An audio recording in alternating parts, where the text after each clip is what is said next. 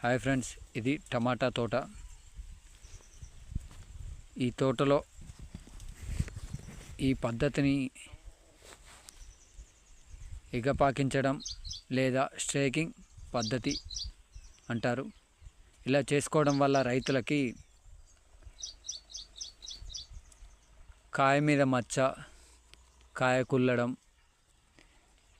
తేమ శాతం ఎక్కువగా ఉండడం అలాంటివి జరగకుండా ఉంటాయి. ఇది చూసారా ఫ్రెండ్స్, కింద ఎక్కడ ఆనకుండా ఉంటాయి. మళ్ళీ అధిక దిగుబడి ఇలా ఎక్కేయడం వల్ల చాలా కాలం పంట నాణ్యత, పంట ఎగబాకడం వల్ల చాలా కాలం కూడా పండుతుంది. నార్మల్గా మనం కింది పండించే పంట కన్నా 30 రోజులు లేదా 40 రోజులు వరకు ఇంకా ఎక్కువగా పండే అవకాశం ఉంటుంది.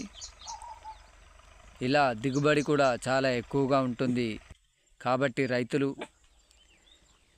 టమాటా సాగులో ఇలాంటి పద్ధతులు పాటించి అధిక దిగుబడులు పొందాలని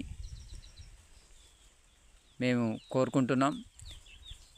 అలానే టమాటా రైతు సాగులో ఈ పద్ధతే కాదు, ఇంకా చాలా పద్ధతులు ఉంటాయి. ఆ పద్ధతులు తెలుసుకొని యువ రైతులందరూ అవగాహనతో పండించే పంటకు నాణ్యత, దిగుబడి, ఎక్కువ ఖర్చు పెట్టినప్పటికీ ఎక్కువ దిగుబడి పొందాలంటే ఈ పద్ధతులు ఉపయోగించి, ఈ పద్ధతులు ఎలా ఉన్నాయో మాకు ఒక కామెంట్ చేయండి. ఇలాంటి పద్ధతులు ఇంకేమైనా ఉంటే మీకు ఎల్లప్పుడూ తెలియజేయడానికి మా యూట్యూబ్ ఛానల్ చూడండి. Please subscribe, like.